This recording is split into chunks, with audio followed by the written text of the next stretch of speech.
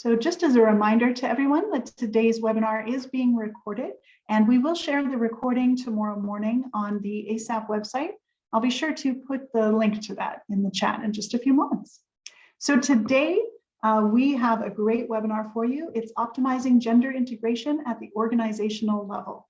And at today's webinar, as all ASAP webinars, are brought to you by USAID and PEPFAR. We're very thankful for the support, and let's get started. Next slide, please. So just a few quick notes. If you've been a part of any ASAP webinars in the past, you probably know the drill, but we like just to double check. So tell us where you're from in the chat. We love to hear the country and organization that you're joining us from. My name is Susan Melnick, and I'm the Communications and Graphics Specialist here with the ASAP program. Just as a reminder that we'd like to use the Q&A box for all of our questions. So if you have any questions for today's team, we have a great team of 3 presenters joining us. Go ahead and use the Q&A box. It's right at the bottom of your screen. It is separate from the chat box. You're certainly welcome to use the chat to chat with presenters or with fellow participants. But for all your questions, please use the Q&A box so that we can go through them in the order they're received. We have 4 polls during the webinar today. So we're going to have 3 during the presentation and 1 towards the end of the webinar. They're going to pop up on your screen if you're using the newest version of Zoom. And you don't need to do anything other than to go ahead and enter your answers, and it'll close off the screen when you're done. And today's presentation, as always, is being recorded, and we'll put them on the ASAP website. I'll include the link to that in the chat in just a few moments so that you can click through, as well as a link to our upcoming webinars. Next slide, please. So today is actually our 73rd webinar. We have 72 posted on our website at the moment. And again, I'll share that link, and you can go ahead and look through all of the past webinars and share them with your colleagues. We have 3 languages. Next slide, please. We run many of the webinars in 3 languages. So we usually show it in English first and then translate it into Portuguese and French in later webinars. So you can actually go to the ASAP website and click through and filter by language. So it's very handy. We do have a French webinar coming up next week, I believe. Next slide, please. On the website, we include, in most cases, the PDF of the presentation and also the recording that you can watch and share with colleagues. Next slide, please. And we do have a number of upcoming webinars. We tend to run them every week. Many of you have joined us for most of them, so we thank you very much. Next week is on March 22nd. We have a French webinar on data quality assurance and improvement. On March 23rd, we have a subaward management from solicitation to closeout. And on March 29th, we have a business development webinar. I'll make sure to include links to these in the chat so that you can sign up for the upcoming webinars. Next slide, please. And I'm very, very thankful to be able to introduce today's wonderful presenters. So we have Caroline Sutcliffe, who is a ASAP Gender Equity Advisor. Yataktu Tibabu, who is Gender and Social Inclusion Lead for NIRAS International, and Lavinia Shikongo, General Manager for IntraHealth Namibia. And so it's my great pleasure to hand it over now to Caroline to get us started. And we have a poll that we're going to go ahead and launch. And so just give me one moment. All right, the poll is currently on your screen.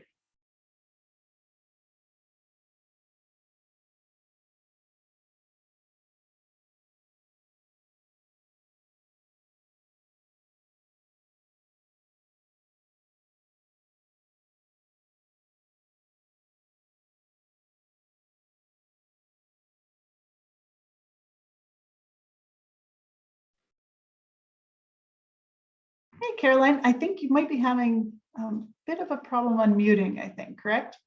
I'm not sure that we'll be able to unmute you. There we go. There we go. Thank you so much. Apologies for the technical difficulties. I'll just introduce, while you guys are going through this poll, we have about 30 seconds for each of these questions. So we're really interested to know if this is your first training on gender. I saw in the chat box coming through that some of you might actually be gender focal points yourself. And I'd love if you can just use the function for clapping hands. Is there a function? If those of you who are gender focal points, can you give a little clap hand as well? We'll also see here, we're interested to know, just in the interest of tailoring this to the respective needs. Do you guys have any gender focal points in your organization? That would be really interesting for us to know as we do this session today and to have a more rounded, holistic conversation. We're interested also, how would you rate your level of understanding of gender equality and social inclusion, otherwise known as GESI? Is it excellent? Are you an expert in this? You yourself are leading gender transformative programs. You have a lot of experience in this. Is it good you have some experience mainstreaming gender? Is it fair that you still have, a lot to learn? Or is it poor, you're just a beginner, you're starting to learn, perhaps this is your first gender training? We'd love to hear from you and just to get some of those results.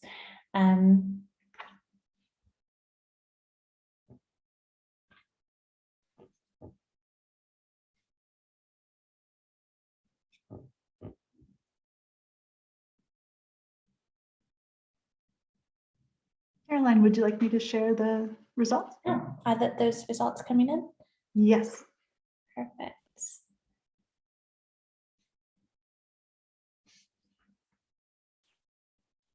Okay, it looks like, is this your first gender integration training? Yes, we have 37% and no 60%. So the majority of you, this is your first training. Fantastic. We're really looking forward to diving into this in more detail.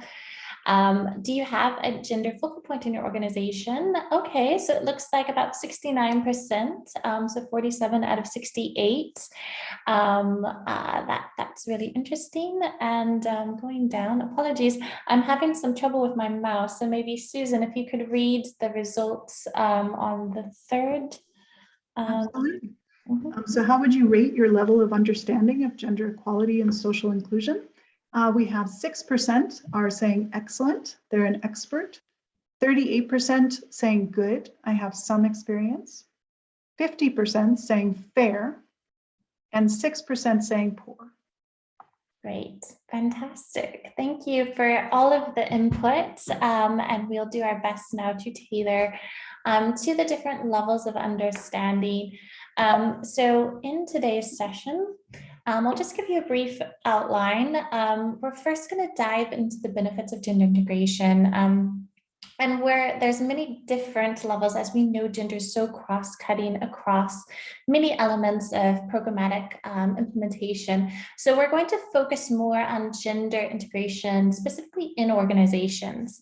And we're going to talk about some of those wide-reaching benefits, whether that's delivering more value for money or, reducing risks and harm. And we'll really look at those benefits, some of the opportunities, also some perhaps misconceptions around gender and its benefits. We'll also then go on to the 8 minimum standards of gender mainstreaming.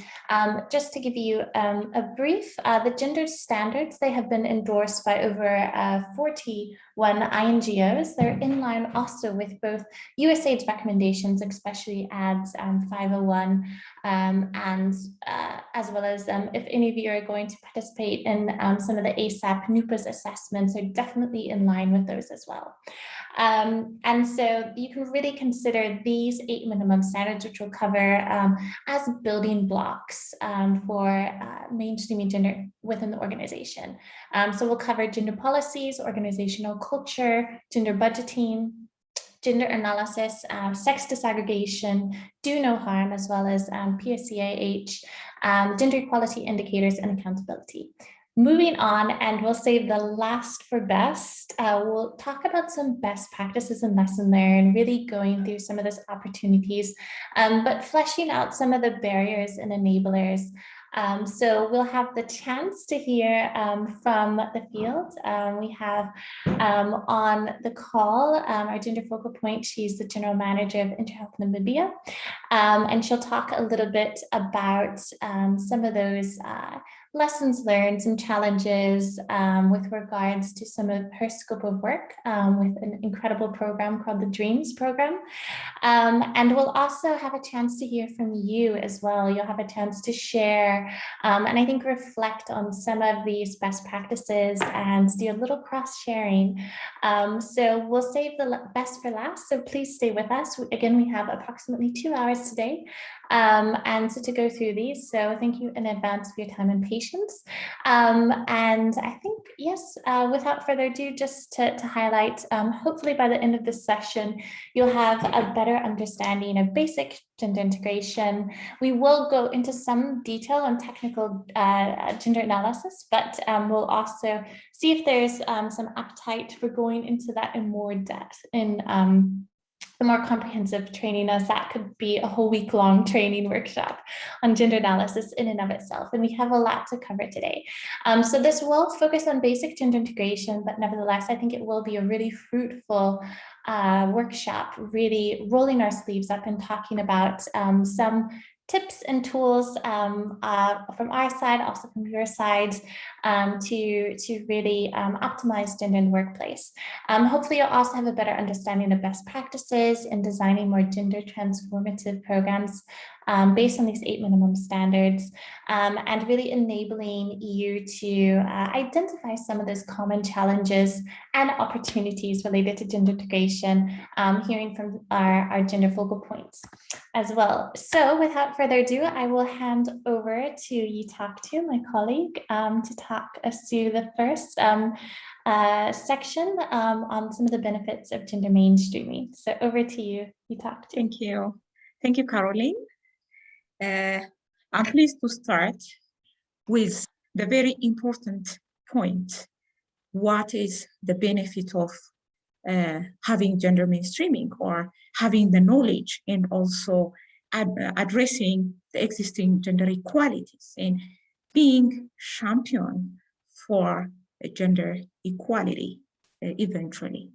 So it's always important to ask the why question, because that would trigger understanding and also be a point of consensus for all our organization and the management, the staffs, and all of the organizational staffs for having knowledge and also skill for gender mainstreaming. And also it would help us to be like an inertia passing through this gender mainstreaming, and it's important. So what's gender mainstreaming? I would like to emphasize on it's from among the many benefits of gender mainstreaming. I truly like to emphasize on the two. Gender mainstreaming help us to identify inequalities and also to ensure that gender inequality is not perpetrated. So why we need to identify inequalities from the very beginning is another important question that we need to address. So identifying inequalities is very important because men and women, girls and boys, whom we think are equal, are not actually equal because of the existing gender roles, because of the existing gender relations, and because of the existing gendered social norms. So let alone at the grassroots level, even at the organizational level, we need to have a gender lens in order to identify the disparities between men and women staffs and also address inequalities.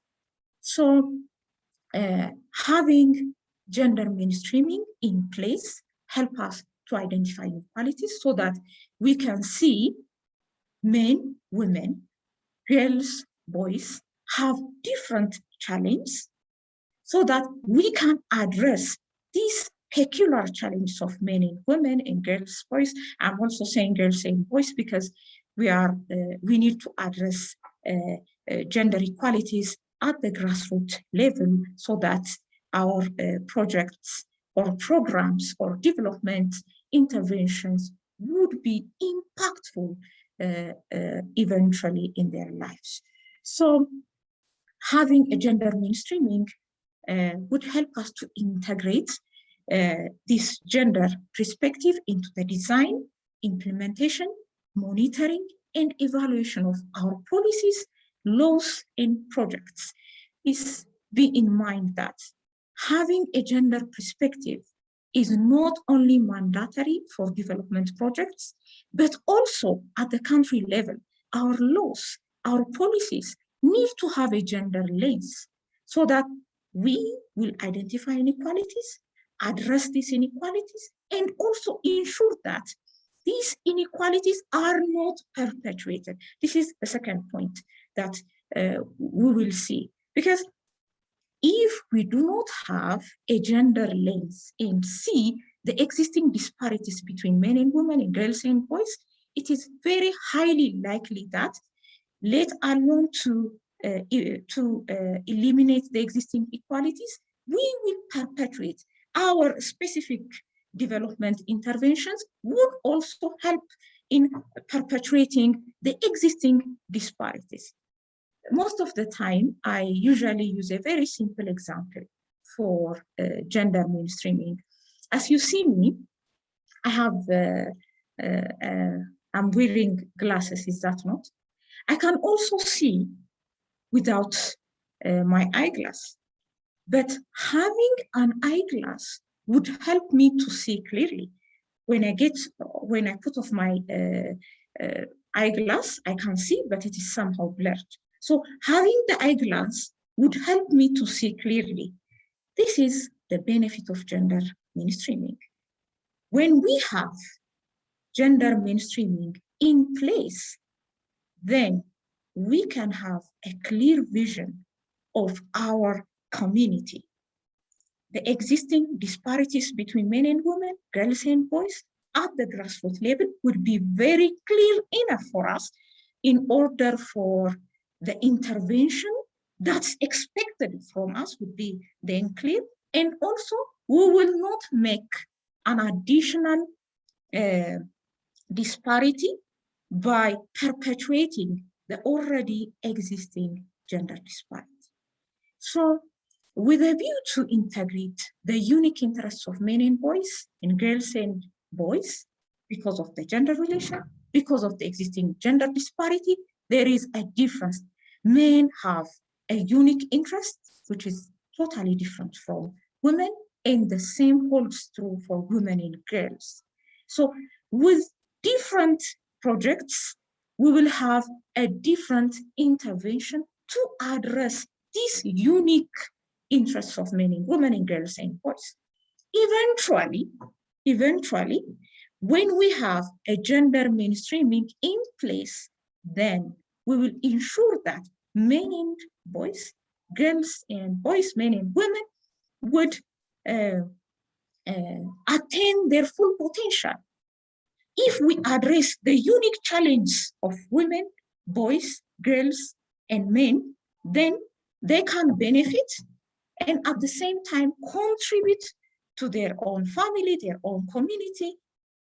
So we are making development efforts sustainable by elevating the unique challenge, by elevating the unique problems of men and women and girls and boys. So gender mainstreaming is a must when we talk about development without having a gender lens, without having a gender mainstreaming in place. It would not attain its impact. So we'll start. The benefit of gender mainstreaming starts by, by really making a benefit for the value for money, which is we have allotted money, we have allotted financial resources for the projects, for the development intervention that we are contributing, that would truly be impactful in the lives of men and women that we aim to support. Because we have now a clear vision, like I gave you in a simple example, we have a clear vision. We can identify the specific needs, wants of our community. and the same holds true in the organizational level. We have women workers, and from among the women workers, we have women who are breastfeeding, who have a different interest from other women who have grown up child. Is that not? So even from among the women staff, we need to have a gender lens in order to respond to the specific needs of pregnant staffs, the specific needs of breastfeeding staffs, and the same holds true between men and women staffs.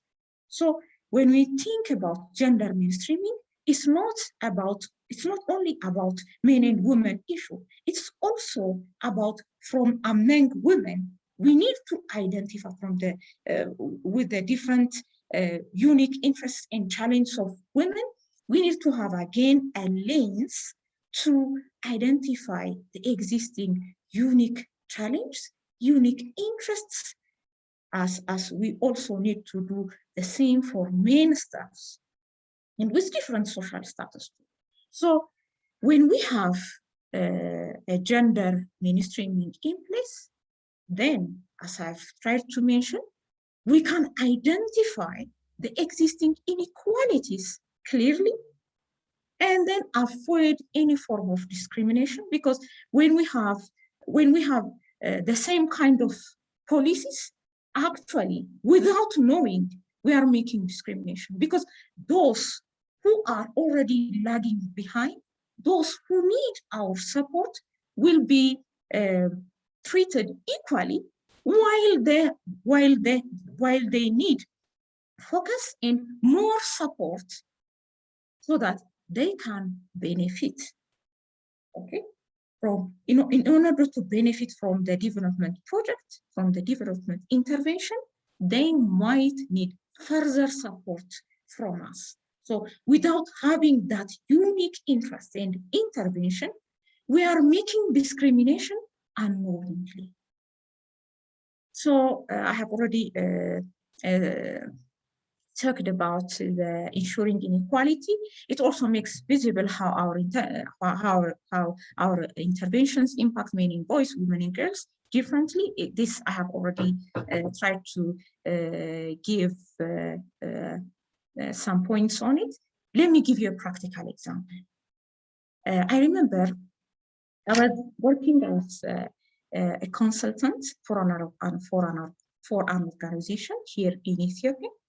And there was a project, and in that project, it aims to empower 500 women by providing initial amount of money, and then they will get training, and then they will start their own micro businesses. That's the overall purpose of the project.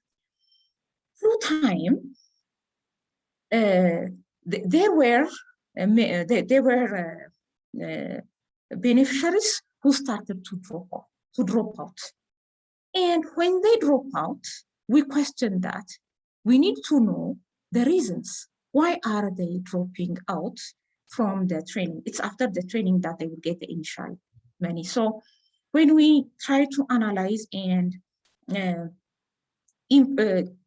interview those who have been dropping out of the program, we learned that most of the women who have babies at home, but who are underage, less than 3 age, who are still, who cannot attend school, are lagging out, dropping out, because they do not have money for babysitting. And then they are dropping from the program. And we understand that we need to, not for all women who have been a beneficiary in that project, but for those women who have underage child, need to have a special support so that they will, it would cover their babysitting. And then when we do that, they all return to the program and manage to successfully be trained and then started their own business. Is that not a success? Yes, it turned out to be success, because we look for the different, the unique challenges So that's what we mean by making visible how our intervention impact men and women, boys and girls differently. Even if we have, when we set similar kinds of training, for example, in this project, we were assuming that the beneficiaries, as long as the beneficiaries get a chance to be trained, they will all would devote their time to be trained. But that doesn't hold true in life, because not all women are breastfeeding. Not all women have a unique challenge, even from among the set of women. So I think I need to wrap up. Yeah, so next slide, please. So I just want, I've already mentioned the value for many, inclusivity, realizing human potential. I have tried to go through these points, so I will not repeat them in this slide. Just for emphasizing and knowing the history of gender mainstreaming, it's introduced in 1985 Nairobi World Conference on Women, but it becomes a global strategy for achieving gender equality with a Beijing Platform for Action, which is in 1995. So this is now a strategy. The point that I want to emphasize now is that it is now having gender mainstreaming is a strategy, which we are bound to implement for the sake of inclusivity, for the sake of having realizing human potential, value for many. Of course, eventually having credibility for increased funding would be, we'll get it through time, but that's not our main objective.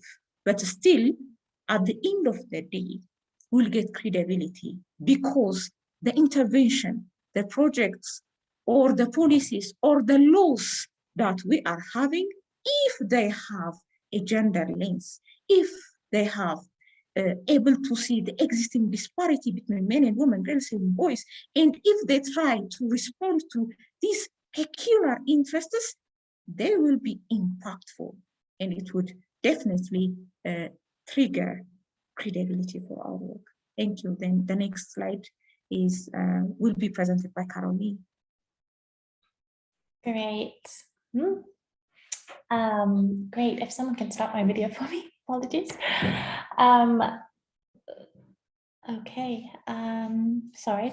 I guess you can hear me. Thank you so much, Itaktu. I think that was a really comprehensive overview of the benefits of gender mainstreaming. And just to add to it, I think there's so many benefits. We could spend all day on them, especially when it comes to improving project outcomes, really boosting sustainability, value for money, increased accountability.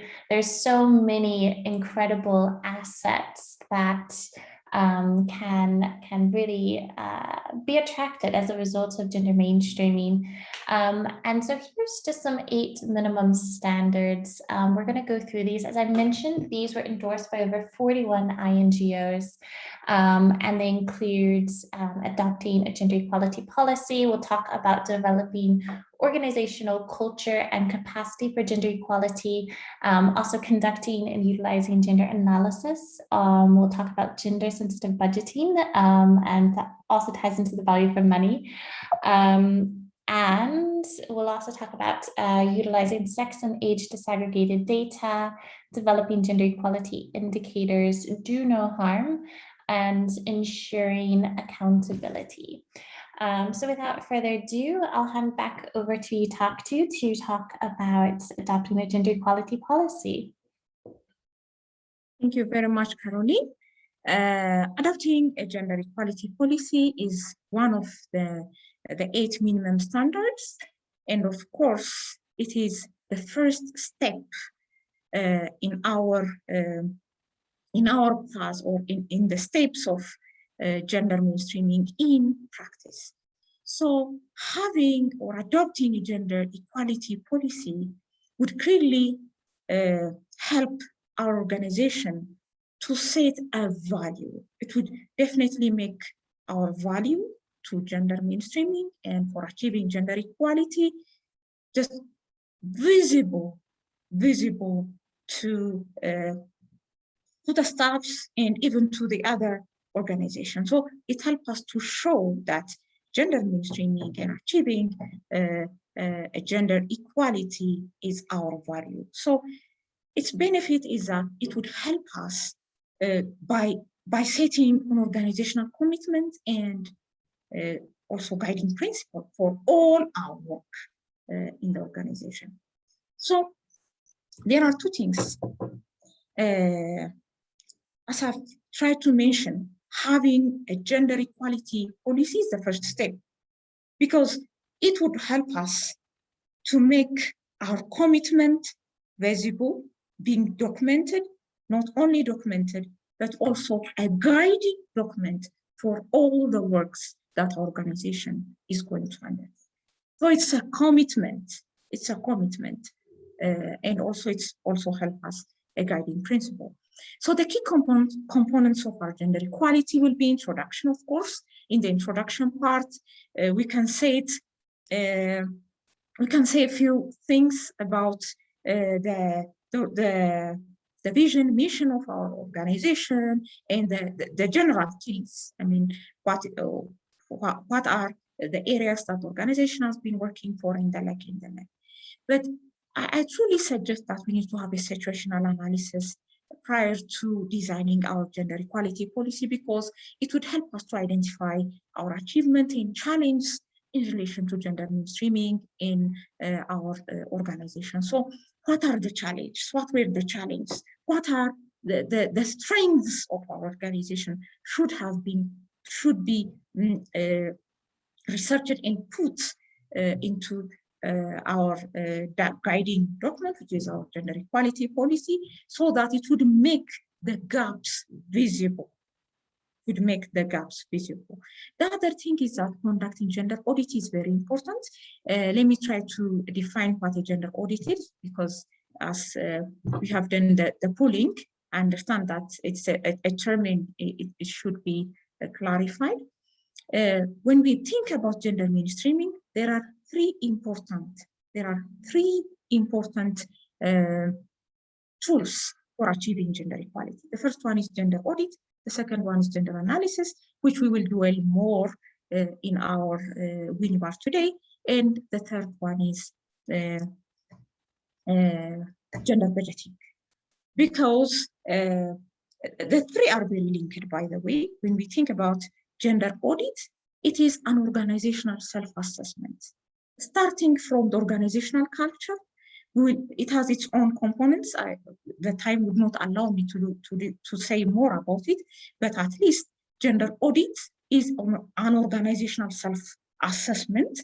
By the way, when we conduct a gender audit, and the inputs of the gender audit would make the situational analysis visible. So it's through conducting a gender audit that we can identify the challenge and the achievements of our organization. The tool we use for conducting situational analysis is gender audit. So after conducting this gender audit, we need to have an organizational wide consultation. We need to agree on the positive, we need to agree on what's the impact, why gender mainstreaming, what are the positive outcomes that we are going to gain by having a gender mainstreaming in place. So everyone should state if there are any misconceptions. Today we'll also raise that point, and that should be made visible, and we need to discuss, and we need to have an organizational wide consensus and agreement on how we are going to make this gender mainstreaming practical. Only when we identify the benefits and also clear the misconceptions that we can be part of this the actual gender mainstreaming in practice. The other is policy statement. Policy statement is one or two. It cannot be more than one or two sentences, because it would help us to reaffirm the organizational commitment. The other is policy goal and objectives. We need to, like in any other policies, the gender policy should have its own goal and objective. I would have loved if I give you a clear example, but I'm still, I can give you, let me give you clear examples for policy commitments. I'm really hoping our time would help us. Yeah, for example, for gender equality statement, this policy reaffirms this and this organization, the name of the organization, commitment for gender equality through identifying and rectifying the existing gaps upon concrete gender equity measures. What are gender equity? We will see it. I don't want to devote much time on that. And if I go through the details of the policy and statement, it will take much of your time. Please allow me. If there is a need, tell me and I will give you a practical example on that. Or else it's better for me to get back. I'm taking much of the time. So let me get back to, yeah. Thank you. We need to clearly set goal and objectives and also the core principles. The core principles are the guiding principles for our gender equality. Please, if you need more clarity on, for example, examples for core principles, examples for gender policy goal and objectives, please put it and I can write in the chat button. I'm really worried that I'm using much of the time. That's why I'm passing that. The organizational level core principles, again, it's the same. The point gender mainstreaming guideline, yes, setting accountability framework and using monitoring and evaluation. I will get back to it because in the next slide, I will talk about the having accountability framework. So please let me give the floor for Caroline.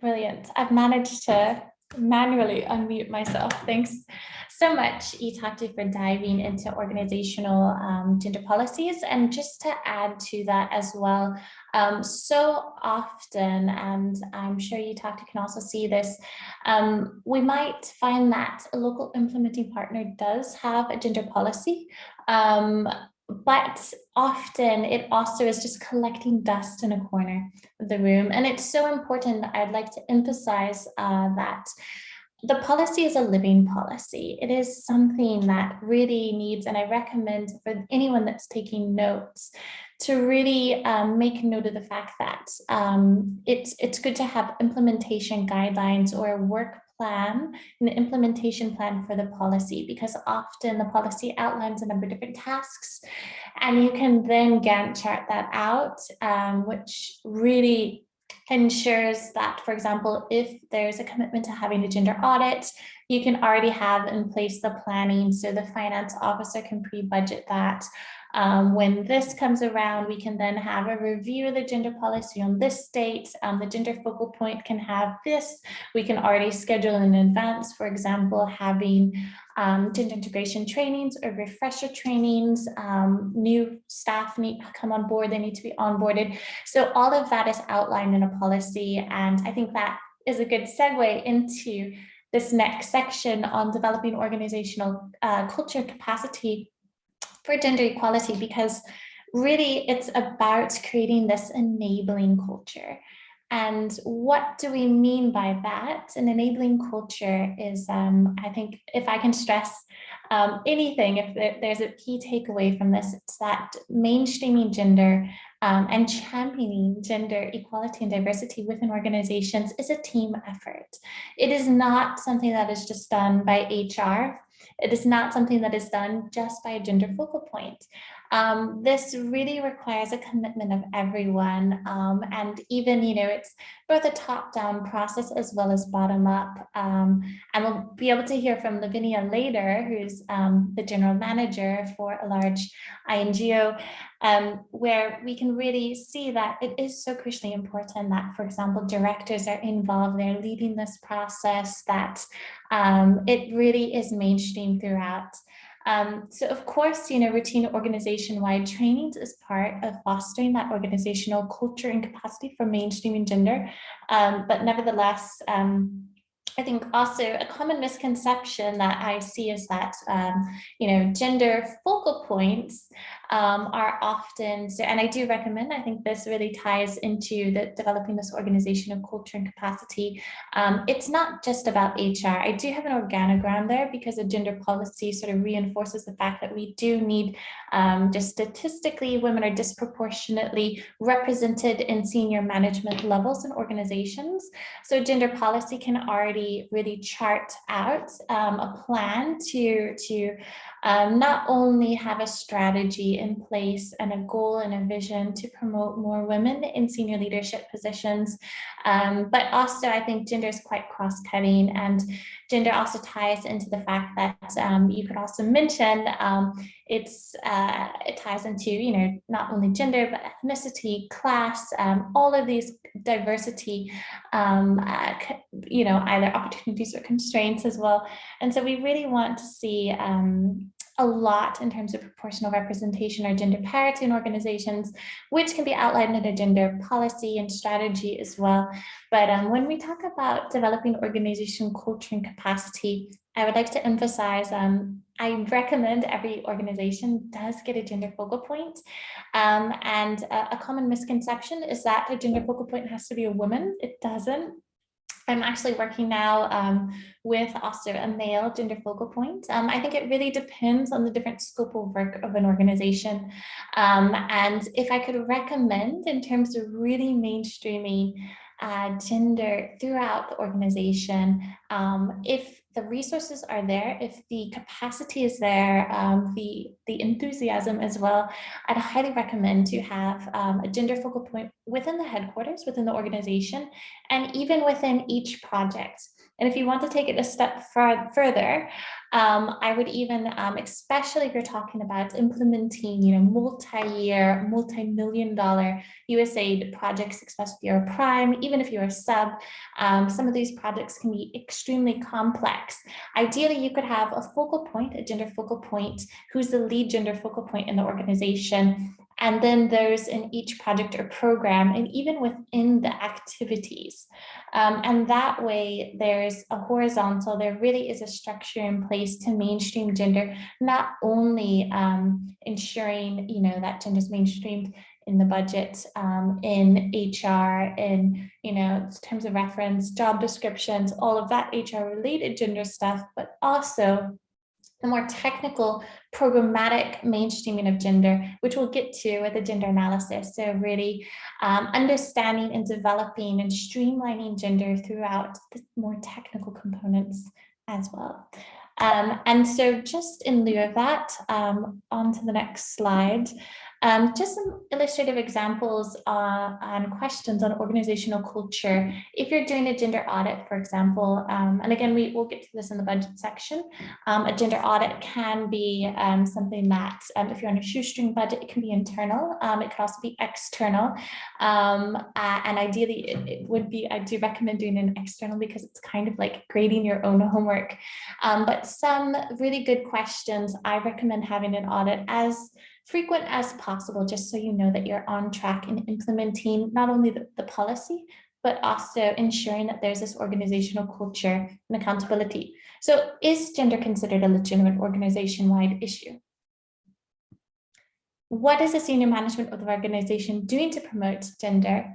How do you, some of these, sorry, I have a, yeah, you can read the slides, all of these. Is there a designated unit or member, again, a gender focal point? Is sensitivity to gender issues included in job descriptions or requirements? Is it asked for at interviews and monitored at appraisals? These are just some illustrative questions that a gender audit can pick up on, which can also then be triangulated with other data that comes in, whether that's survey, whether that's, a checklist going through the gender policy. This was set on paper, but is this actually also then being mainstreamed in practice?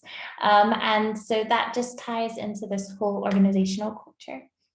So without further ado, I'll hand back over to you, Taktu, to introduce the second minimum standard, third on ensuring accountability.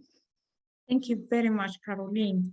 I'd like to say a few points on making gender equality policy a living document.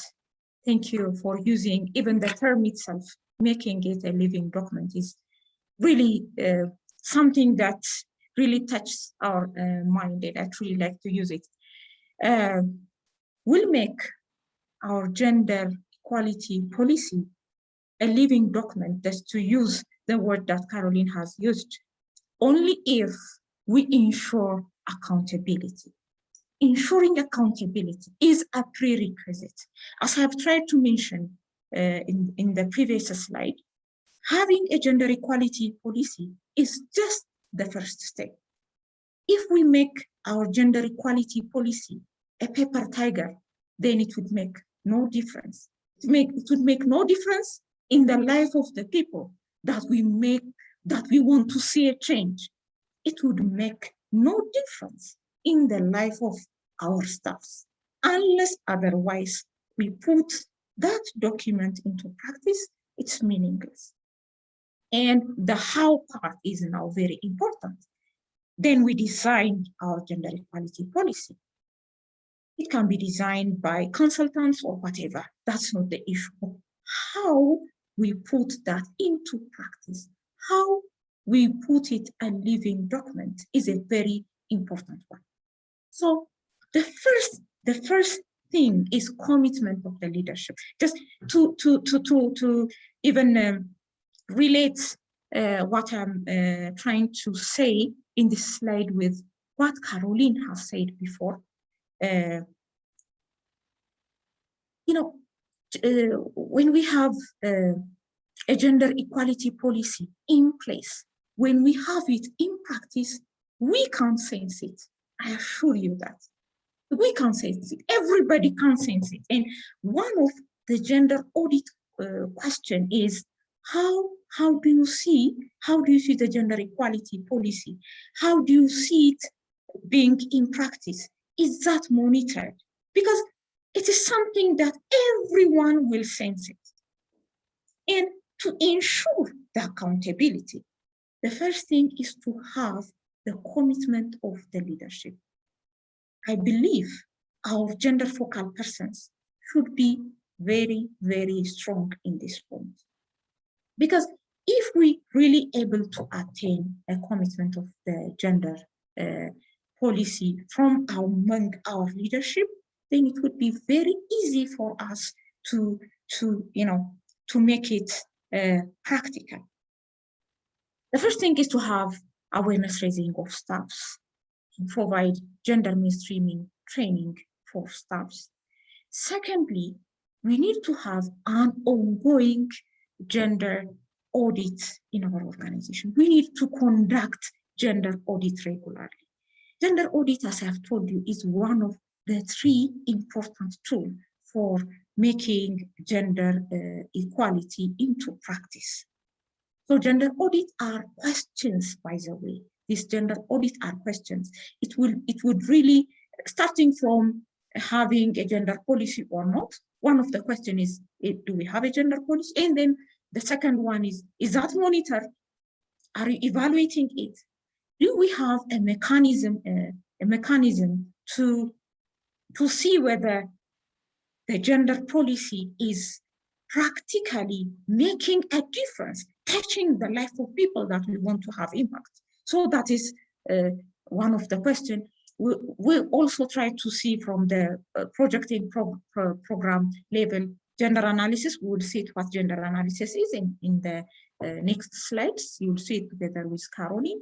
And whether are we conducting gender analysis? This is also another question. Are we having staff awareness, gender analysis and gender mainstreaming staff awareness regularly? There are questions. By the way, you can get a simple tools for gender audit if you Google it. The important thing is how we identify the gaps and how we plan and ensure our plan is, change it into practice and make a difference in the life of people. So ensuring accountability help us to go beyond recognizing the existing inequalities. As we have said, having gender mainstreaming in place in our organization, in the organizational level and at the project program level, the importance is to identify inequalities and then to have intervention, to design intervention, to rectify that inequalities. And also we will be 100% sure that we are not perpetuating inequalities. Exactly. So in order to go beyond identifying inequalities, then the next important thing is to ensure that we have accountability. We need to ensure accountability, and we need to have accountability framework. So how do we ensure this accountability framework? The first and important thing is a revision of job descriptions. By the way, while I was working for IntraHealth in Ethiopia, we have actually used this revising job description, and we have seen the benefit. In revising job description, we now will change the policy, the gender policy, into practice. How? In the gender policy, there are core principles that I have told you. These core principles would have different direction. One direction may be for the leadership. The other direction and point of reference can be having men and women staffs, equal number of men and women staff at the management, at the technical level, and blah, blah, which can be the responsibility of the HR. And then the other responsibility is to have, to conduct gender analysis, and then the project and program staffs will be required to do that. And all the principles that we set in the policy then would have an honor. When we revise the job description, then we are giving ownership to the different technical staffs so that they will be responsible. They will be responsible for achieving each and every aspect of the policy. Then, after revision, the important step is to include these mandates into the performance, the staff appraisal performance of staffs. After having that, after revising the job description, then every staff should be responsible whether or not he or she have done a gender mainstreaming in practice, that he or she will be evaluated against the gender mainstreaming standards. Then, as I've told you, when we really have gender mainstreaming in place, when all the principles in the policy have honor, a responsible person who would be asked ultimately, then we'll sense it, we'll hear it, we'll see it, we will smell it in that organization.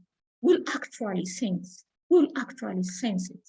So the other important point is tracking progress. How we are going to track progress? As we have said, we need to conduct gender audit. By conducting gender audit, we'll see the strengths, the achievement, and also the challenge that we are having in relation to gender mainstreaming. For the challenge, then we need to design a gender action plan.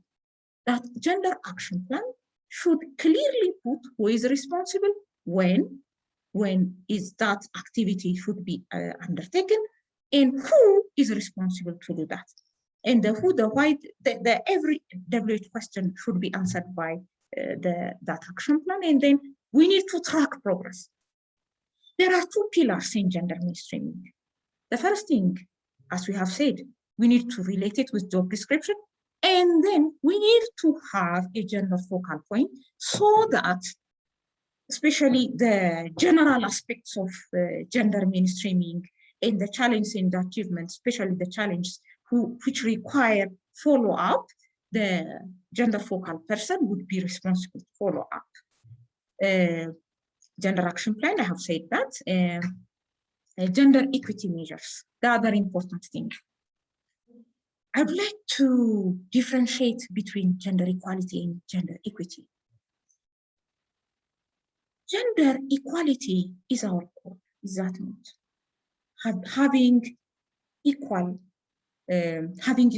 men and women, girls and boys, in terms of attaining their full potential. That's our ultimate aim. But the road to achieve that, it should pass through gender equity. Gender equity are measures, differential treatments that we need to undertake in order to achieve that equality we are aiming for. Equality would not be achieved outright. We need to do something. After we realize the existing disparity, there should be interventions that would support those who need differential treatment and be able to attain equality at the ground level. For example, again, let me give you a practical example. We have said that even at the project, at the organizational level, we need to have a gender lens. Even among our staffs, we say that. We have also tried to see women who are breastfeeding have unique interests than women staffs who have grown-up child. Then our gender equality measures can be, for example, women who are breastfeeding can come 1 hour late in the morning and can leave 1 hour prior to the actual time. Then we are not giving this equity measure for all women, let alone for men. We are not giving this for all women, but for women who are breastfeeding. Now we are setting gender equity measure in place. We are not treating all staffs, let alone all staff. We are not treating female staff equally. Female staff who have different needs are now given a unique measure. It is not because of the positive attitude or whatever good behavior of her manager that a woman who's breastfeeding should get a time. It's because it's her right. The same holds true when we are implementing projects. If we cannot give, because of the existing financial resource limitation, all cannot be, all poor women, all poor men, or whatever, if poverty is our ground for selection, cannot benefit from our project. We need to select. When we select, we can select, for example, from men, from among men, from adolescent men, for example, those who have got opportunities for training in other fields would not be given a chance to get training in our project, so that to give similar opportunity for other men.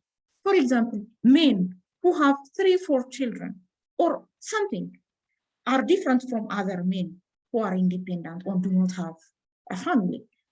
Just the only thing what we need to know is that we should not see all men equally, we should not see all women equally, and we should not actually see men and women equally. We need to set equity measures for selection, even after having making them on board in our project, because of the existing unique challenges and gender relation. They have different interests, they have different challenges. Then we need to design this unique intervention so that we will rectify the imbalance and ensure that gender equality is our aim. Ensure the effectiveness of our programs. Yes, I've said a lot about it. Now let me give the floor for Hallori.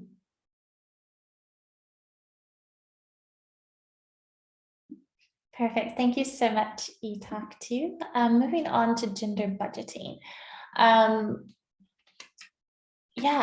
just a side note on the last point, I think it's so important that you have that accountability in place because, you know, you can have so much on paper, but if you don't actually have that buy-in, the commitment, not only from the senior management team, the director, but also from the board, it just really doesn't resonate. And so often I know there's many different competing interests and priorities within organizations.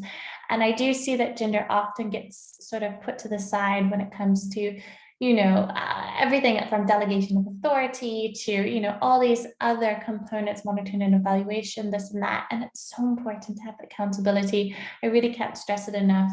And that links into this next slide, the fourth gender standard on gender budgeting.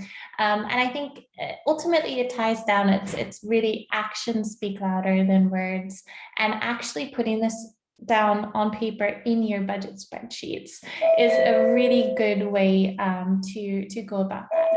So essentially, when we talk about gender budgeting, we can then, I mean, how do we do this? I would first start with updating the annual and strategic planning processes and really adapting that so that you can then incorporate gender-related activities and their associated costs. Sorry if you can hear that, my doorbell is ringing, apologies. So for example, if we can go on to the next slide, if possible. Some questions to consider and just some examples of incorporating gender into budgets. It's really first and foremost personnel, making sure that you have those gender focal points and advisors at the headquarters level, and if possible at the project level, activity level as well. Really having enough resources as well to cover those routine capacity building and professional development costs for staff. So having pre-budgeted gender integration trainings at least once a year. So that way you have a refresher as well as training for any new staff who've come on board. Also costs required to address safety and cultural sensitivities.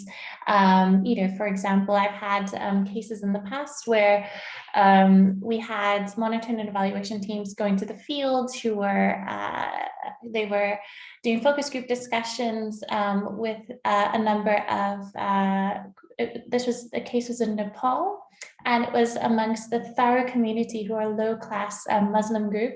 And what happened was they had sent the only Muslim on our team to do these focus groups, but he was a man. And that really, in terms of the qualitative data that came back, we just had to redo all of that. And so if you think about gender budgeting, had there been more sensitivity in terms of just really conducting that information needs assessment beforehand, understanding some of the barriers and enablers to that, you can pre-budget for that and understand that in certain cases, especially with, for example, in this case, it's a key population group and what was considered for the project a marginalized community, they really actually needed to have that pre-budgeted.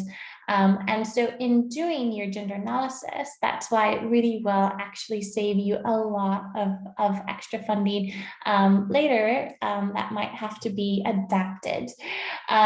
Also, it's important to pre-budget for gender analysis, of course, and understanding qualitative data is easier and cheaper to collect if you are on a shoestring budget. Whereas quantitative data can be much more expensive. If possible, if you are on a shoestring budget, you can then have sample groups of some qualitative and quantitative gender data points. And it's just so important to pre-budget for really making that evidence base for gender mainstreaming later on. And I guarantee you that it will save you a lot of money later on. For example, in the case of COVID-19, a lot of projects and programs related to gender had to shift. They had to conduct a rapid gender analysis. They had to really either adapt the way, for example, support on, antenatal or even, care or any other sort of gender component, whether that's menstrual hygiene management, so on and so forth. It's just crucially important that, for example, when you have a number of rumors going around that, you know, gender-based violence is on the rise, it's important to then say, okay, pause, we need to maybe reflect, go back, revise, see it in evidence base. You can then have that pre-budgeted to pilots. We'll first collect some research and a rapid gender analysis if possible, then to, you know, pilots, perhaps a new activity, and then you can scale it up. But gender budgeting ties into this. And so I can't recommend enough really, having the resources there for training and capacity to ensure that your teams have the technical capacity to mainstream gender, but also having the flexibility in your budgets to have that evidence base, to have gender analysis, to really be able to underpin all of your programmatic scope of work with evidence. And I guarantee you that is a very easy sell to donors, and it will definitely secure a lot more funding in the future for you as well. And you can then say, you know, we have all these policies, we have a gender policy, we have a gender focal point, we have gender sensitive indicators, we have sex disaggregated data, we have X, Y, and Z, and here's how it's reflected in the budget. It really speaks so much more to have that also embedded within budgets. And that's why it really is a crucial building block and component to the rest of the 8 minimum standards for mainstreaming gender. I'll hand back over now to Yitaktu. We can go on to the next slide. Thank you very much, Caroline. You touched upon a very important tool for gender mainstreaming that we have stated about. As I have tried to repeatedly say, that when we make gender mainstreaming into practice, there are 3 important tools, if you remember: gender audit, gender analysis, and gender budgeting. And what Caroline has been discussing about is one of the 3 important tools, which is gender budgeting. There is actually a misconception that views all gender mainstreaming efforts require budget or require financial finance or resource. Of course, there are elements of gender integration that require financing budget. For example, as we have said before, the staff need ongoing training on gender mainstreaming. As we are living in a very dynamic world, now people are not static. People come and go in a certain organization. So it is the responsibility of the organization to update with different new frameworks for those who are the old staffs, and also to give training on skill for the new staffs regarding gender mainstreaming. So this ongoing training might require budget in case if we need to invite gender experts, and sometimes it might not, because I was in the organizations that I'm working, I truly recommend that in times that they do not have a gender expert, they can at least devote an hour or 2 hours within a week or within 2 weeks' time to discuss the existing gender-based challenges, to discuss, to identify, discuss and identify, and propose intervention together. By the way, some of the activities, some of the challenges of our communities or at the organizational level, especially which requires gender intervention, can be solved with discussion without having budget or without requiring finance. But still, there are times we need to think about and also devote financial resources to change our gender policy into practice. For example, we need to have gender experts, gender focal person in our organization. We need to conduct gender audit, and we need to conduct gender analysis and the like, which require budget. So gender mainstreaming might require financial resources in some cases and might not in others. Please, I just want to highlight that thing. Thank you, Caroline. With this, let me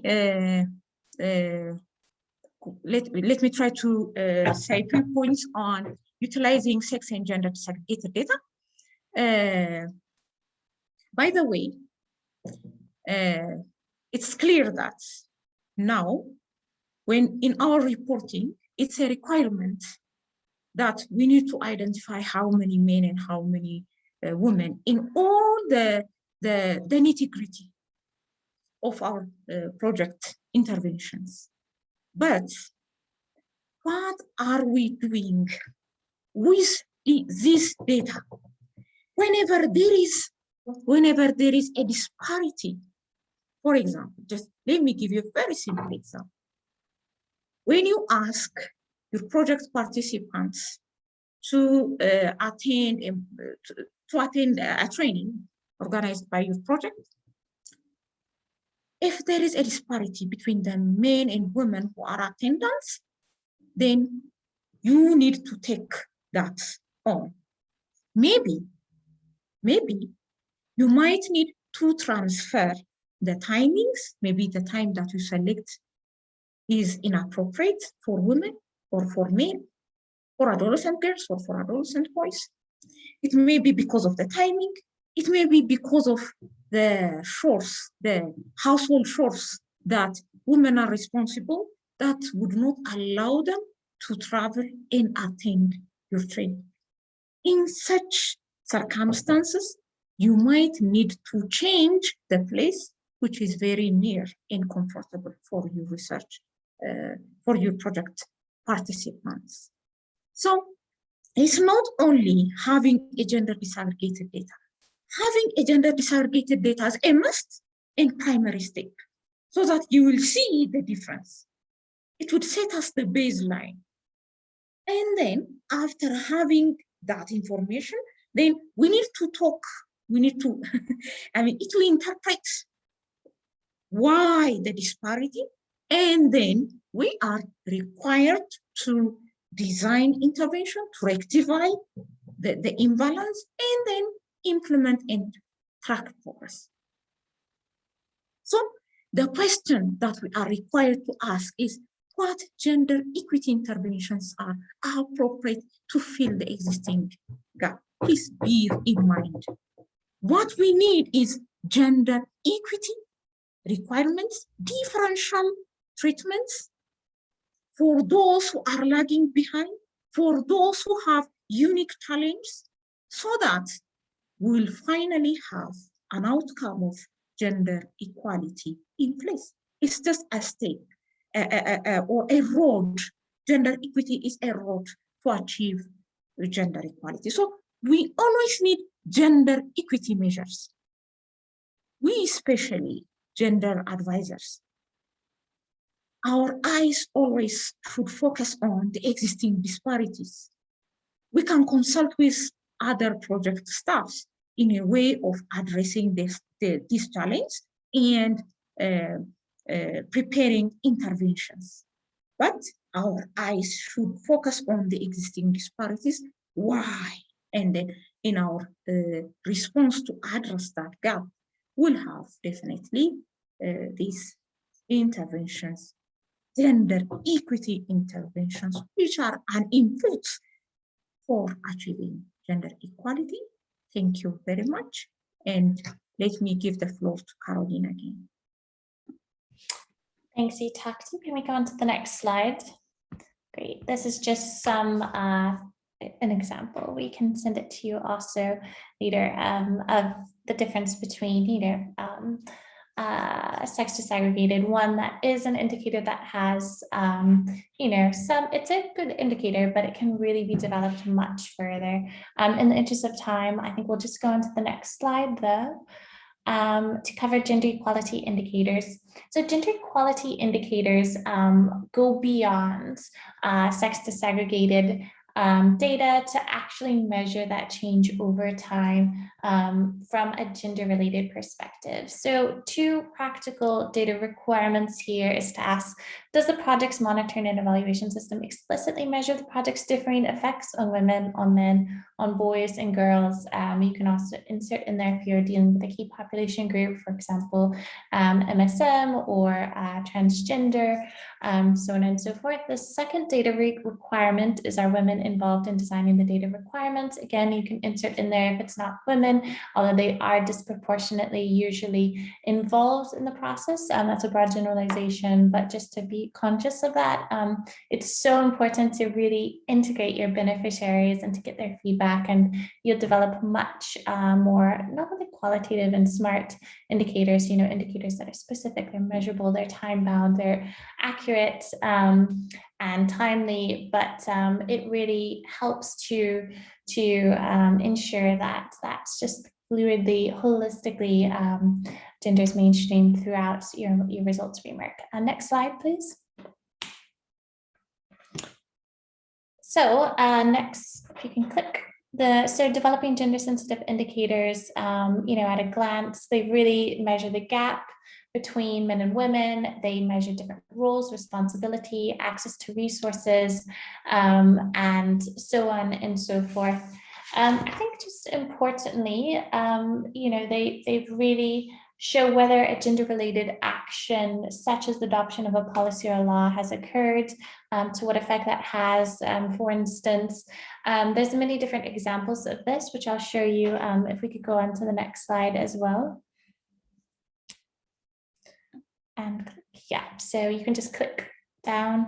Examples of gender-related indicators. So for example, in this case, these are just some indicators that you could use. Again, it really differs. This is related to progress in guaranteeing, for example, a dignified and fulfilling life, if that is in your results framework as an output. And then these can go down to measure that progress. On to the next slide as well. So just basic questions, how, you know, do the tools and techniques enable one to gather gender sensitive data? How will that data be analyzed in a gender sensitive manner? Who will be consulted in a monitoring process? You know, do men and women equally participate? Also, how is the quality of their participation? Does the monitoring team also include both men and women? If you could click to the next. And when, you know, is the time convenient for both men and women? You'd be surprised at how important this really is, and I could give you a few examples. Also, do women have adequate time to explain their needs and constraints? So in the consultation process, for example, when you're doing a baseline assessment, just involving your beneficiaries, I understand that they might not have the level of technical understanding of results frameworks and these complex processes. However, you really can be able to shape your indicators by asking some rounded questions and involving them in the process of that. On to the next slide.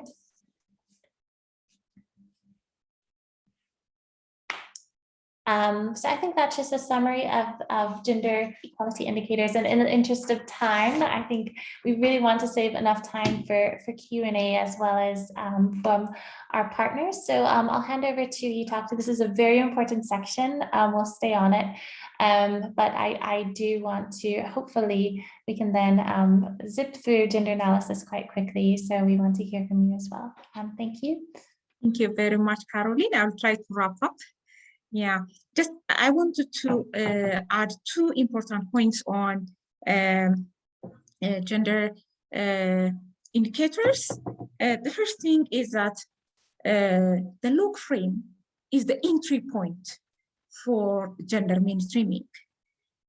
While you are working as a gender focal person, or if you really want to make a change in the lives of the communities, and especially in a project, there are entry points. For example, there are entry points for, what are the entry points for gender mainstreaming in project design? It has entry points. The activities are, for example, are we designing activities that rectify the existing gap?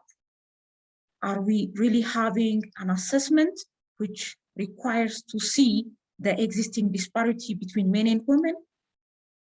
And when we go to the implementation, then there are also entry points. I cannot say much on that because of our time, but when we have another session or training on what are the entry points for gender mainstreaming in each cycle of the project, we'll dwell more about it. But for now, what I want to emphasize is that the log frame is our entry point for gender mainstreaming, especially we need to go into the details. What are the indicators? So that are the indicators measuring the gaps?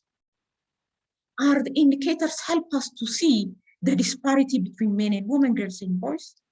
So that we can identify the gaps, the change that we are really making. So I just want to highlight and flag on that. The other important point I want to mention is when Caroline give you example, if you really pay attention, it's not only quantitative, but also qualitative indicators are also mentioned. So for gender mainstreaming, of course, the quantitative indicators are important because they will show us the gaps in the change in numbers, in proportion, but still we need qualitative indicators because, for example, when we are making a change in gender norms, we will see the change in terms of attitude. So we need to have case studies. We need to have in-depth interviews so that we will make a change and we'll have, of course, success stories. We can include them as a success stories and show a typical cases of a gender relation change with the intervention, the gender mainstreaming intervention that we have designed and implemented. Thank you again, Caroline. Let me then pass on to the seventh one of the 8 standards is the do no harm standard. And let me say a few points because previous slide, please. Yeah, previous slide, please. Thank you. The do no harm, in the do no harm principle, I want you to focus on the 2 pillars. Do no harm principle has 2 pillars. The first pillar is the do no harm as a principle, as one of the 5 humanitarian principles. And the other pillar is the do no harm in terms of the safety of our staffs and also the communities that we are required to support. So in the second pillar, we will discuss about the case of sexual harassment, abuse, and exploitation, which is treated under the principle of do no harm. And prior to that, let me say a few words regarding do no harm as a principle, as one of the 5 humanitarian principles. The 5 humanitarian principles, as you know them, are humanity, neutrality, independence, impartiality, and one of which is do no harm. By the way, the first pillar, as I've told you, is the root, I can say, for the second pillar we'll discuss in the next slide. Because do no harm is the principle. Our project, our program, our intervention in no way should have a negative impact in the communities. So there should be risk assessment because it involves risk assessment because when we are conducting interventions, when we are implementing gender mainstreaming intervention, there might be a possibility for imposing risk on our project staffs or on the community who are following the new norm, that the new gender relation norms that our project is trying to emphasize and trying to make a change in the existing gender relations. So we need to first assess risk, and also develop mitigation and response mechanisms so that our project in no way would have negative impact. Next slide, please. Yeah. So the second pillar is addressing sexual harassment and abuse. So how are we addressing sexual harassment and abuse? The first important thing I want you to understand is power. What is power? I believe that when we understand what power is, it would definitely be clear to understand why we need to safeguard our staffs at the organizational level and at the community level, the sexual harassment and abuse cases at the community level. So when we say power by itself is not negative or positive, but the way, because it has different forms, there is only one negative form of power which creates sexual harassment and abuse, while the rest forms are all positive and important. Would you please, next slide, turn out to the next slide. Yeah, so power is the ability to influence our own and other people's experiences. So by itself, power is influencing ourselves and the people around us. So by itself, power is not negative or positive. There are 4 different forms of power. Power within, power to, power with, and power over. What makes sexual harassment and abuse into place is power over. But prior to that, let us see these positive forms of power. Power within is a foundation for all positive forms of power. So power to end, it includes power to end, power with. So it's a positive feeling we experience when we love, accept ourselves, and when we believe we are valuable and deserving of our human rights. So power within is the feeling that we have, the feeling that we value ourselves, the feeling that we accept ourselves. And also we really trust the need for having value for our human rights. And also, by the way, when we really dignify ourselves in a way, we are dignifying the human rights of others, is that not? So that's why we said power within is very important. The second one is power to. It's when we act as individuals to positively influence our own and others' life. So especially those, we all are working in the development projects. We want to really impact in the life of our community all around, whether developing or developed nations, in whatever, but we are aiming to use our power to make a difference in the life of others. So power to is when we make a positive influence for the betterment of people. Power with is when we unite our hands so that we improve either our own or our communities' life. So somehow power to is when it's an individual form of positive power, while power with is when we join our hands to make a difference in the life of others. Again, power with can be a project, for example.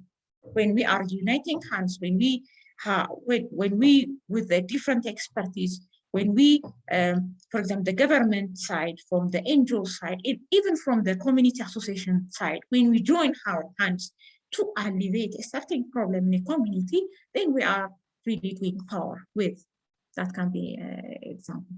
The other is, even for sexual harassment cases, when we join our hands, men and women together, when we try to help survivors understand them and also try to avoid sexual harassment or having a zero sexual harassment in our organization with policies and implementing those policies into practice, then that can be an example for power over. So power over is when our hands, words, or actions make it difficult or frightening or even dangerous for others to use their own power, resulting in balancing.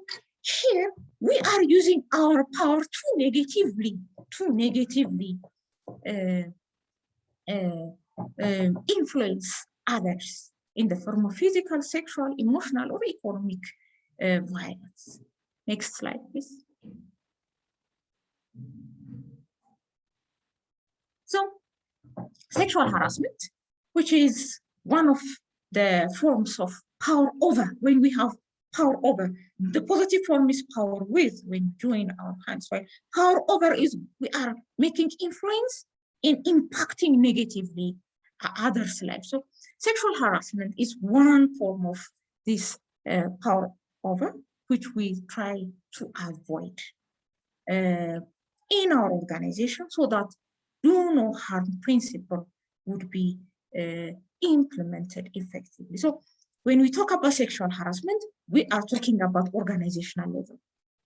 Sexual harassment, even when we design procedures and the document itself, sexual harassment is avoiding harassment in the workplace. So it's a form of harassment that includes, but not limited to, unwelcome. There are, by the way, I cannot go into the details of sexual harassment. It itself would require a minimum of 3 days training. So I'm only trying to define it without, taking more in-depth steps for its clarification. It has important points. The first one is it's unwelcome. If the sexual conduct is welcome, then it is no sexual harassment. So it is unwelcome. One wants it, while the other partner is not accepted it. So the first requirement is it's unwelcome, it's not accepted. So it's sexual advance, of course. And then request of sexual favors, verbal, non-verbal, or physical behavior of a sexual nature. It can be jokes, for example. It's sexual of a sexual nature. So we need to underline again the term sexual nature. If it is a joke, if, for example, even it can be a text message, or it can be a video, or whatever. It can be verbal, non-verbal. For example, there are elevated eyes. The way of looking is somehow very different than the usual way of looking. Elevated eyes, I think that's the word. It would, somehow non-verbal, but it has depths, and also it's also a sexual nature. So that is sexual harassment, which is performed in the workplace. And what we need to underline again is it's unwelcome by the other partner. The person who is the survivor is not willing to accept such kind of verbal, non-verbal, or physical behavior of the sexual nature. And in that workplace environment, unless otherwise, we are condemning this kind of behaviors, then the survivor of the sexual harassment is harmed psychologically, maybe economically, because she or he might be forced to leave that organization because of the sexual harassment that he or she. Actually, most of the time, it's women who are suffering from sexual harassment because of the existing data, but still, it's very likely that men can also suffer from sexual harassment. Next slide, please. The other is sexual exploitation and abuse. I'll only say very briefly about it because it requires, as I've told you, very detailed discussion on what are the procedures, as I've told you, even regarding sexual harassment, what are the procedures, and how do we listen survivors. It has a lot of, even the way to respond, the way to report even. its own details of requirements, which we cannot say much at this very brief way, but that's why I'm trying to focus on very important things and pass on to the next slide. So regarding sexual harassment and abuse, what makes it different is that sexual exploitation and abuse is done at the grassroots community level. When these sexual advances, when these sexual favors are done at the grassroots community level, it would be sexual exploitation and abuse, while if it is done at the organization level, we call it sexual harassment. So there are slight difference between sexual exploitation and sexual abuse. Sexual exploitation is actual or attempted abuse of a position that uses vulnerability or power differential, or when we use our position for sexual purposes. Examples can be profiting monetarily, socially, or politically from a sexual exploitations of our targeted beneficiaries. When we say sexual abuse, it has a physical intrusion of sexual nature. So it involves the actual conduct of sexual nature. It can be by force or by intimidating or by coercive conditions, especially the point what makes difference from sexual abuse to sexual exploitation is it really truly involves intrusion of sexual nature, while sexual exploitation might only use the position without having sexual intrusion, but using the position for using his or her position as a precondition for getting sexual advance for the community that we are working to empower. So these two are completely against the do no harm principle at the community level. Thank you very much. Over to you, Caroline. Thank you, Itaktu. So I think in the interest of time, I'm just conscious that perhaps we can skip to the next slide. I'll just briefly give you my elevator pitch in 1 minute or less about gender analysis, as this is what the last minimum standard of mainstreaming gender and basically gender analysis. It really is a socioeconomic analysis, and I would not do justice. In the interest of time, I do realize it's after the hour, and we want to get to Q&A as well as hear from our success stories. So basically, I hope it's okay with everyone. We will skip over gender analysis. It's quite, it is, given that it's both qualitative and quantitative in nature, as a socioeconomic analysis covering, we can go through the 4 domains of gender analysis in the session. However, and I did want to touch on that, but I think let's just, for those who are interested, I'll talk with the ASAP team and we can host a follow-up webinar for those who are interested in really devoting a 2-hour session just to gender analysis, because I think we are over time at the moment. So without further ado, I think if we can skip to the section and we can then hear from our local implementing partners. So I've been working with Lavinia, and you can put your camera on, Lavinia, and we can look at, we really want to hear some common challenges and lessons learned, some perspectives. And I'd like to just give you a brief interview and give you the floor to talk about. I know we've covered so much today, from gender analysis to gender budgeting, gender sensitive indicators, sex disaggregated data. We covered quite a lot. And so I would be interested in hearing from you what this actually means in practice, and how have you managed to, for instance, juggle some of these challenges of integrating and optimizing gender in the workplace? Is there a certain aspects that you've really learned in the context of Namibia? And we'd just love to hear from you. And I think we'll be able to stay on. And then if you have any questions also for Lavinia or to myself or you talk to, I hope we can then have the last, we'll give Lavinia 10 minutes to speak. And if we can then go on to Q&A. So over to you, Lavinia. I'm really pleased to have you today. Thank you. Thank you very much, Caroline.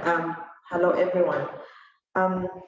Thank you, Susan, for projecting that, but just for the time being, maybe I'll just quickly give some background.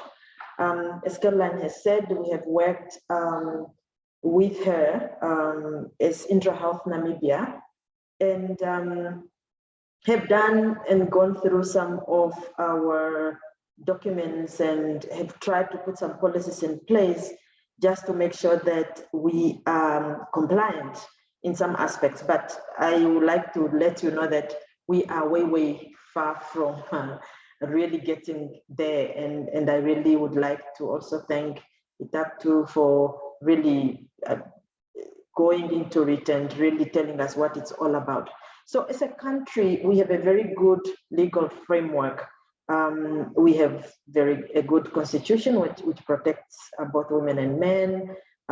We have very good laws which protects people against rape or domestic violence. The ruling party has a policy which is called 50-50 policy, meaning that we need to have gender equality and ensure that politically we have equal representation of both men and women. However, implementation is the challenge. So when ASAP gave us technical assistance through Caroline to actually look at our programs through a gender lens, one thing that we started with, she did a gender analysis of our key documents, our strategic plan. She looked at our project documents, for example, on dreams. She also looked at our gender equality policy, and of course she did a gender integration training just to make sure that we all are sensitized on gender issues. Now, our gender equality policy looks at gender and power, of course, looks at ensuring that we do gender and power analysis, and that was very well articulated. We need to make sure that our programs have data which is disaggregated by sex and also by age, etc. And that we also look at other diverse factors to inform actions across all our programs and projects. And we also do capacity and skills development in gender and in gender equality and diversity. We look at issues related to prevention of sexual harassment and violence and sexual exploitation and abuse, especially of children. And of course, when doing advocacy and communication work, for example, we need to make sure that we use inclusive and positive language and images, so in order to avoid stereotypes. But in the meantime, as we look at our policies, we also then looked at issues, we also developed a policy, an equality and diversity policy, and that is specifically to ensure dignity, equality, and respect for all, not only for our staff members, but also for our beneficiaries, or people whom we program with. But as a gender focal point, I'm the general manager of the organization, but I'm also the gender focal point. Every time we have new staff members, we make sure that I then hold an orientation on our mission and vision, which was also reviewed to make sure that it is in gender sensitive. And so I then orient new staff members also on our gender equality policy and on equality and diversity policy. Now, let's go specifically into the DREAMS project, which was also then analyzed to see how gender sensitive it is, and what it is that we do under this project. So as you can see, at the center of this project is empowerment of girls and young women to reduce their risk of HIV infection, sexual transmission,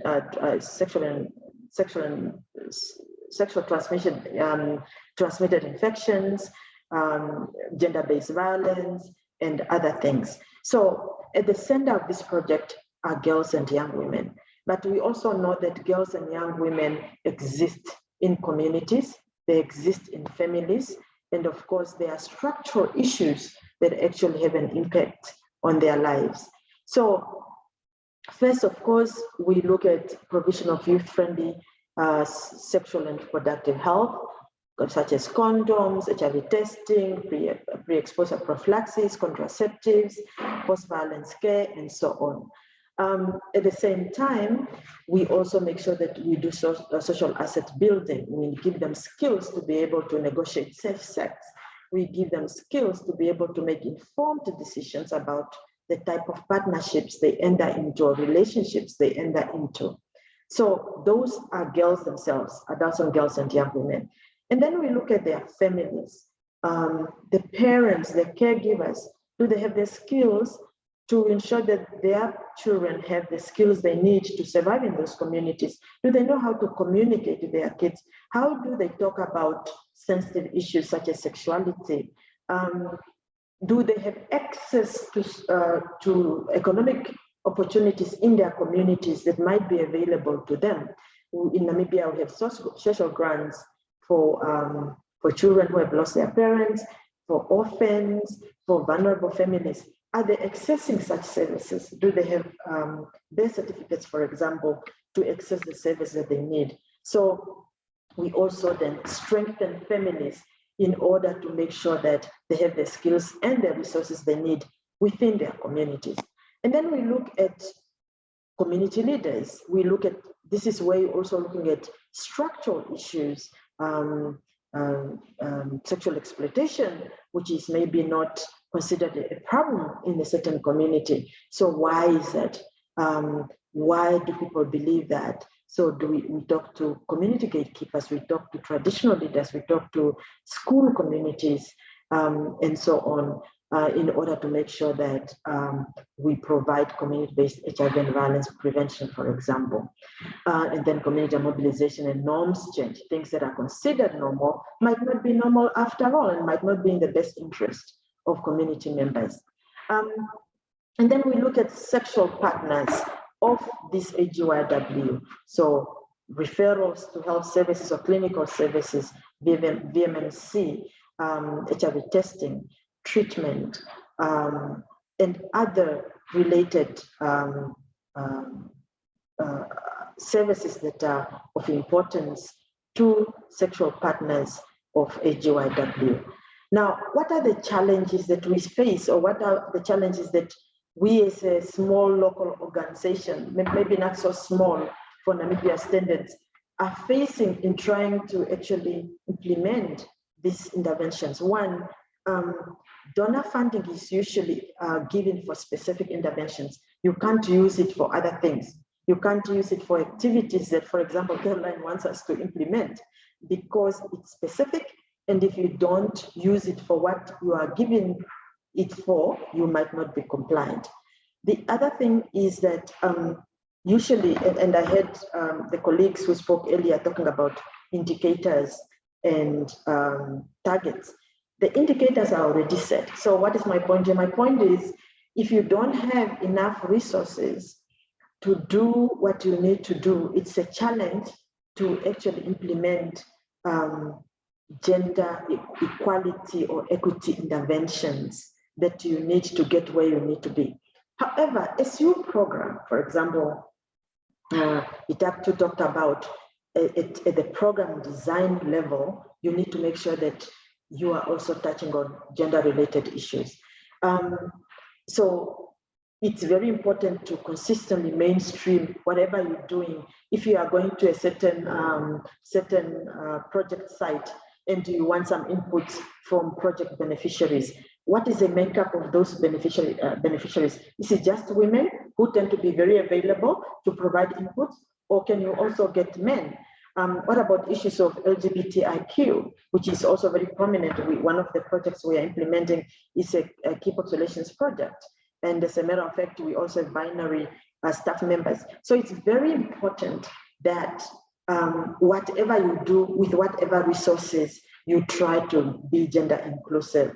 So as much as donors have given specific instructions how their money should be spent, there is room to kind of play with. So that is really all that I have to share. Thank you very much.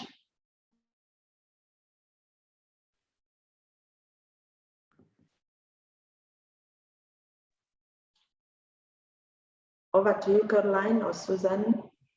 Can you hear me? Yes, thank you so much, Lavinia. That was such detailed and useful information. So I think we have 10 minutes left. And I do see that we have a poll that we've put up now. For example, Lavinia just talked in detail about a number of different best practices, some lessons that they've learned in the Dreams Project. And would you be interested, as we've covered a lot in today's session, would be really keen to know if you would be interested in a follow-up gender integration training to go in more detail, to really go into some of these aspects that we've covered in lieu of this. For example, gender analysis, preventing sexual violence, gender equality policy, so on and so forth. So please, you can take a minute to have 30 seconds, and we'll go on to the Q&A, in which I'll hand over to my colleague Susan now, who can, I know I have periodically been answering some of your questions in the chat box. And if there's also some questions for Lavinia, some follow-up questions, that would be wonderful if you could direct those either to her, to myself, or to you talk to my colleague who is also presenting in today's session. So do we have the results yet, Susan, from the poll? Sure, I'm going to go ahead and share them. Can you see? Perfect. Excellent. So one of my colleagues is going to go ahead and take a shot of that poll so that we have ideas for future webinars for you, all of you. Really looking forward to doing more gender webinars. So a couple of questions that we have, and I'll leave it to the team to decide who should answer it. One of the first ones was, what should the proportion be in an organization for gender equity between men and women? So what should the proportion be? It's a loaded question for sure.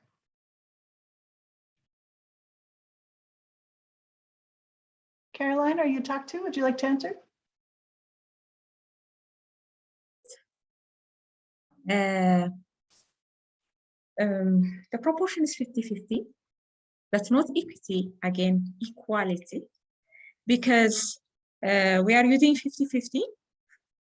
50-50 so that we ensure that men and women would be equally involved in the management, and as well as in the technical areas too.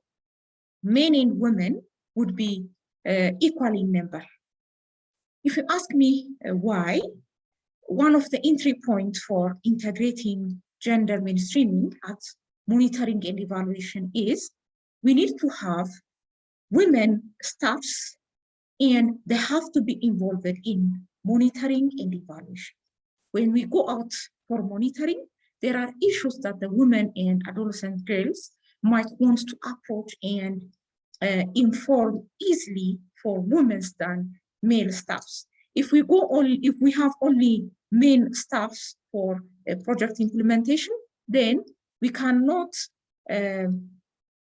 respond to one of the requirements of gender mainstreaming in monitoring and evaluation. So it is 50-50. We want women involvement at the management level as equally as men, because we have different perspectives. By the way, in the organization that I'm working with, what the very easy or the very at the same time challenging question that I face is that why we need women to be equally involved in the management, why we need women staff. And actually, we have different perspectives for the different issues that we are going to decide in our organization or in our projects. We need to have insights from both men and women, because what we have experienced in life is totally different. Because of the existing gender relation, we really have come across with different paths, with different challenges that shapes our life and that shapes our understandings. So that's important to have both of them in the management. And at the same time, there are decisions, management decisions that require gender mainstreaming in place. And if we have both men and women involved at the management level, then we can hoping that it's very easy for achieving gender mainstreaming in practice, because we need to hire gender focal person, and that if we have both involved, then it's very highly likely that the decision would be made in positive to our gender mainstreaming efforts. If I'm answering it correctly, I don't know. That sounds great. Thank you very much, Yatatu. I was wondering perhaps if Lavinia might like to answer this one for us. Somebody's asking if senior management of a project is not mindful about gender balance, what can other teams do to have gender balance? Do you have some experience there, Lavinia? I think it's also very important why the gender focal point need to be a senior person, because you need to be able to communicate with your colleagues on why it's important that we ensure gender equality, and I get that very clearly. It's not equity, it's equality. So it's about performance reviews, it's about performance goals and objectives, because it's not just another thing. It's a very important aspect on how we manage organizations, because if you don't have senior management understanding the importance of gender equality, we obviously cannot trickle that down. So it needs to be made part of the country's, the organization's mission, part of the strategic plan, and part of our everyday work. So I will put it at that level. Thank you. Fantastic. Caroline, do you have anything to add to that one? I think Lavinia summarized it really well. Having been a director myself, I can tell, I think certainly it ties down to the budget as well. If you can't really, I think every organization is struggling so much with funding. And if you can make a case that this will really improve the business case and the pitching to specific donors, which it definitely will, I definitely think you can get the attention. I think you just need to concretely put that on paper.